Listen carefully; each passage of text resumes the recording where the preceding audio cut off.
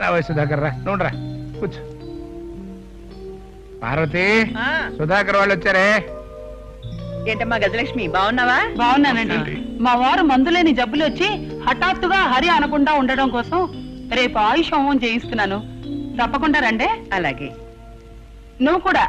Uncle Vijay ఎక్కడ కనబడటం లేదు, ఇంట్లో లేడా? రాత్రి సెకండ్ షోకి వెళ్తా అన్నాడు, వద్దు అన్నాను. నా కళ్ళు కప్పి వెళ్ళిపోయాడు. కనబడితే తిడతాననుకున్నాడు ఏమో, ఇంతవరకు కొంపగా చేరలా. రాత్రంతా వెళ్ళినవాడు ఇంతవరకు ఇంటికి రాలేదా? మీకేం కంగారు లేదా? వాడేమన్నా చిన్నపిల్లాడా కంగారు పట్టడానికి? అలా అనకండి. శివ సినిమాలో కూడా ఓ కుర్రోడు ఇలాగే సెకండ్ షో సినిమా చూసి వస్తున్నాడు. రోడ్డంతా నిర్మానుష్యంగా ఉంది. ఎక్కడో కుక్కల అరుపులు,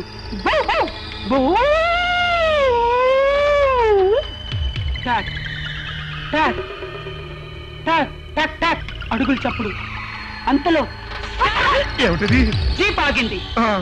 జజాన్ జజాన్ 4 జతలు కాళ్ళు దిగాయి. వాటిని చూసిన ఆ కుర్రాడి ముఖంలో చెమటలు పట్టాయి. కుర్రాడు పారిపోతున్నాడు. 4 రౌడీలు హాకీ బ్యాట్లు తీశారు. అని ఆ కుర్రాడిని కొడుతున్నారు. అంతలో ఆ కుర్రాడు ఇలాగే అరిచాడు. మొహంతా రక్తం. కింద పడిపోయాడు. బండరాయి తీసుకొని ఆ కుర్రాడి నెత్తి మీద పడేశాడు.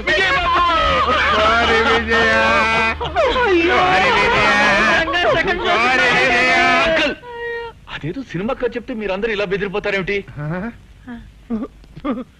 బెదరగొట్టావు కదమ్మా, సినిమా కదే. స్వామి పిలిచారా అమ్మా? పెండాకుడు అందరా. మా విజయ్ క్షేమంగా ఇంటికి తిరిగి వస్తే మా వారి చేత ఒక్కో గుడి పెట్టు 1000 సార్లు కడిగిస్తాను. మంచి మాట చెప్పారమ్మా. నీ పిండాకుడు చెప్పారమ్మా. ఒక్కో మెట్టు 1000 సార్లు కడిగేసరికి ఈ చేతులు ఏమిటి అంకల్? గజం, నీ సినిమా కథ చెప్పి వీళ్ళందరినీ కంగారు పెట్టావు కదా. అలా జరుగుతుందేమోనని. ఏడ్చో పద, ఇంకా చాలా మంది పిలవాలి. పద అంకుల్, వెళ్ళొస్తాం. వస్తానండి. మళ్ళీ రా, కానీ కథలు చెప్పకే. పద.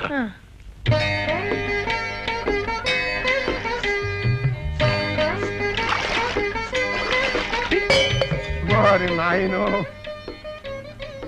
ఒక్క మెట్టు 100 సార్లు కడిగితేనే చేతులు మంటెక్కిపోతున్నాయి.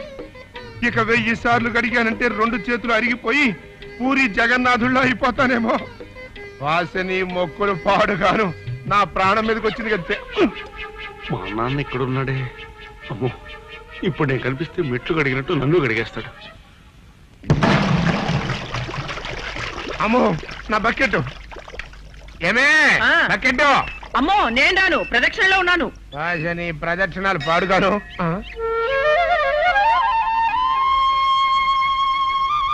ఇదిగోనండి మీ బకెట్. థ్యాంక్స్ అమ్మా.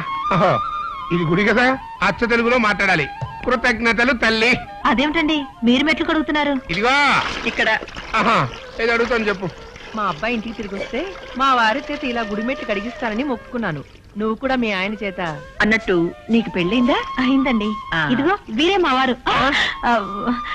ఇప్పటిదాకా ఇక్కడే ఉండాలండి, ఎక్కడికి వెళ్ళారా ఏమో. బహుశా పక్క గుళ్ళో మెట్లు కడుగుతున్నాడేమో. అదేమిటమ్మా నాకు నమస్కారం చేస్తున్నా? ఇలాంటి పుణ్యాత్మని తాగితే కొంచెమైనా పుణ్యం వస్తుందని. అంటే కంచిలో బంగారు బల్లిని తాకినట్టు. ఇప్పుడు బంగారు బల్లి మీరే అయ్యారు. వస్తానండి. అలాగేనమ్మా.